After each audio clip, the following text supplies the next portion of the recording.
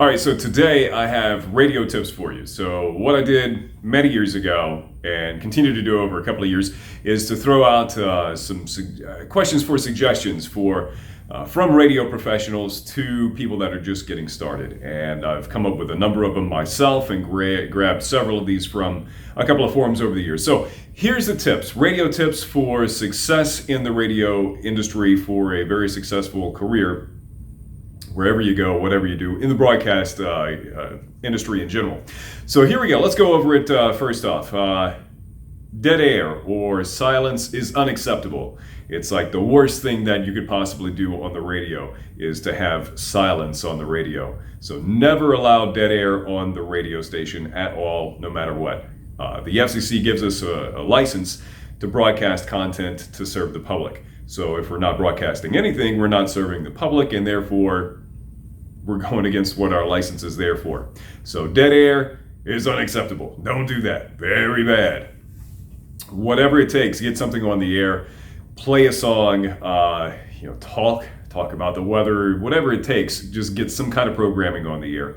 Make sure that's something's on the air at all times. Check your language at the door. I've seen too many really great talents fired because they didn't realize the microphone was turned on.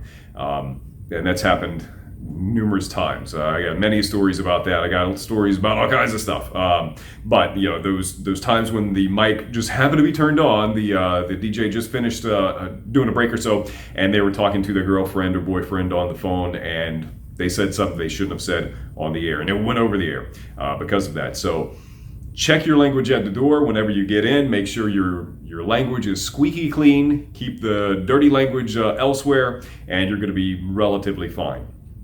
And that also goes with the topics that you talk about in the studio as well. Check those at the door. So check your language, check the topics that you discuss at the door. You'll be fine. Know your audience. Talk just to your audience and promote audience participation. You should ask them to maybe call in, mention their name on the air. If somebody actually does take the time to call you, I would talk to them so that the audience is getting acknowledged by you on the air. That's a really important thing. If your name got mentioned on the air, and if some DJ was talking about you on the air, saying, "Oh, thanks for calling in and making that request suggestion, Billy or Joe or Jane or whoever," I think that really does something. So you want to connect with your audience, and that's a really good way to do that. So anytime that you have that opportunity, go ahead and take it. One of the golden rules of radio is if you don't have anything good to say, don't say anything at all. So what does that mean? Basically, if you don't have anything valid to say, don't open the mic. The idea is that we're a music listening radio station, a music radio station. Why do people tune in for us? Because of the music, and that's the case for most music stations out there. People are tuning in for the music, and whenever you turn the mic on, you're going to interrupt that music. And you better have a really good reason for interrupting their music, right? So you're listening along, my favorite song's on right now, and then boop, all of a sudden somebody's talking. What are they talking about? I hope they hurry up. So if you don't have anything good to say, don't say anything at all, but your breaks are there. So make sure that your breaks are really good. They're compelling. You have good content in those breaks that aren't just, that was music from such and so, here is music from such and so, and coming up this. Have something meaningful to say. We'll get into that a little bit later on once you are here in studio and you're talking on the air and doing that. But if you don't have anything good to say, don't say anything at all. Speak like you're talking to a good friend. I hear too many times people put on this radio voice. Hi, I am on the radio now. I am Mr. Radio. I am Mrs. Radio. And it's really kind of weird because you can't really connect to your audience. Your audience is like, I don't know anybody that speaks like that. Maybe a used car salesman or something like that. I don't know. It's a weird thing. So you want to connect with that audience. And a good way to do that is to talk to your audience like they're a good friend. Know how to pronounce everything. If you aren't certain, find out. Don't go on the radio and kind of guess how it might sound. There's a lot of resources out there today that you can guarantee how something is pronounced. So make sure that you get the pronunciation right. Your credibility is at stake, and therefore the radio station's credibility is at stake as well. Whenever you turn your mic on and you mispronounce John Patitucci and call him John Pattucci or something like that, it just kind of erodes the credibility of you and the radio station, and your audience is like, who's this on the radio? They don't know what they're talking about. So again, a lot of resources out there. I go to YouTube and generally do that. YouTube interview with John Patitucci. Boop. And the person interviewing him usually says, "We're sitting here today talking with John Patitucci." I was like, there you go. That's how you pronounce the guy's name. Cool. Sadao Watanabe, again, same thing. Just type that in, and then you can usually get the pronunciation right there. If you can't find it at hand, come ask me or Mr. Pear or Miss White if we're available. We'll try to find it out for you. But yeah, don't say it if you can't make sure it's absolutely right. What else do you need to know? Air check yourself, listen to yourself. So that's a really important thing, is to go back and listen and say, oh man, I should have done that a little bit better. That could have been better over here. That was really good. Let me do that again next time. I think that was really great. So you refine your delivery over time when you're able to go back and listen to yourself. I found that it was really hard for me to listen to myself at first, because it's like, ooh, man, I don't want to listen to my mistakes and say, oh no, look at that, I screwed up right there. That's okay. That's in the past. The future is made right now and going forward. So you learn from your mistakes and you refine your delivery over time. You define your on-air personality over time. And the best way to do that is to go back and listen and see how your previous show went. Be curious, be proactive, learn a new skill every week. That's what we're here to do, is to teach you. But once you get past this, once you get past WBRH and you move on to whatever you get into in the future, just be curious, be proactive, be curious, and learn as much as you possibly can from the experts in that area. So if you're curious about how the traffic department works, what is traffic? Go talk to the traffic director. Hey, what do you do? How's that work? Can I sit in with you for a little bit? But be curious, be proactive, learn as much as you possibly can. I generally learn a new skill every week. And so I got a lot of skills in my trick bag that I can pull from, and I've needed those over the years in weird places, but they were always there. It's a really helpful thing. So curiosity, be proactive, learn as much as you possibly can. Take the initiative as well.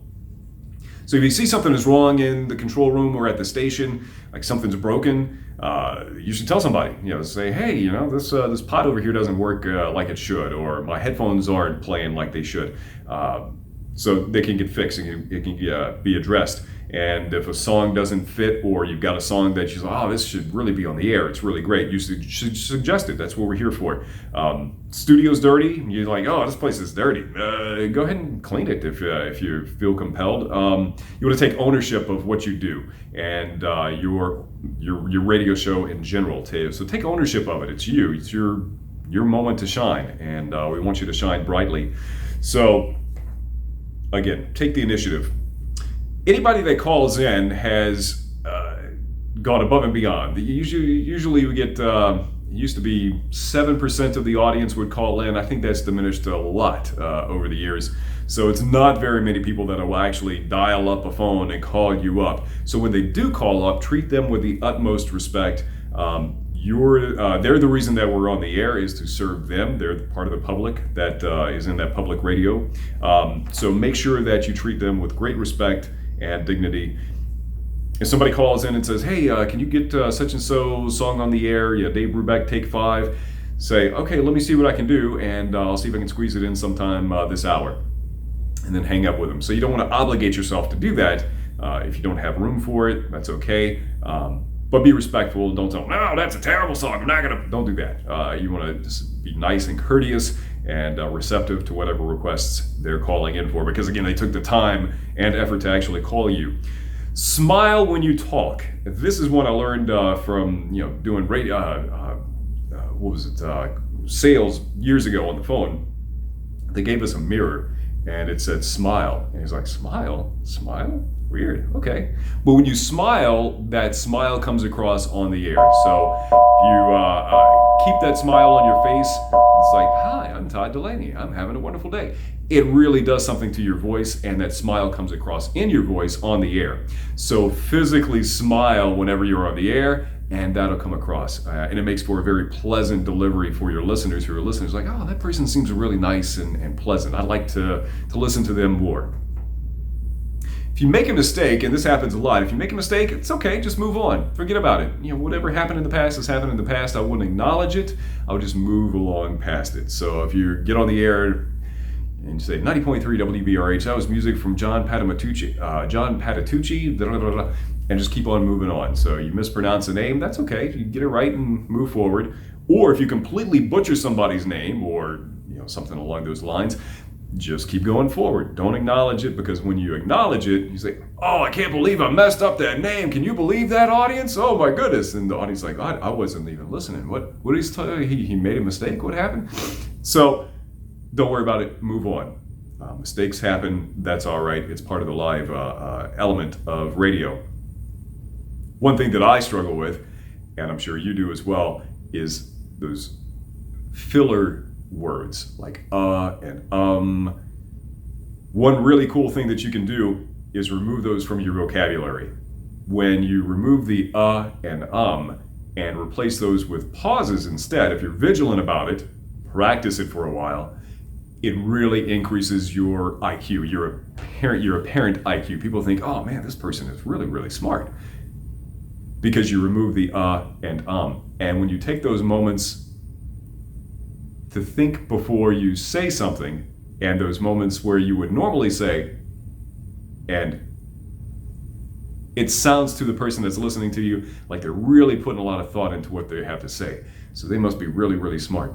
Practice that. Practice erasing and from your vocabulary, and things will be really good. You'll sound even better on the air and just in general conversation. The top of the hour is I wish I had a clock here to show you. I can't rip it down off the wall. But anyway, top of the hour is at 00. So 12 o'clock would be top of the hour. 1 o'clock is top of the hour. 2 o'clock, top of the hour. Bottom of the hour is 30 minutes past the hour. So 12:30, 1:30. So bottom of the hour is 30. Top of the hour is at 00. What else do you need to know? There's a lot of stuff you need to know. Those are some of the big ones. One of the big things that I learned is have fun. It's radio. Enjoy yourself. This could be the best class you ever have. I hope it is. And it could be the best career that you have as well. If you roll it into a career later on, it could be a lot of fun. But when you're on the radio is fun. It's an enjoyable kind of thing. So make sure that you're having fun. Your audience is going to have fun as well. So there you have it. There it is. Enjoy the ride, and I will catch up with you next time.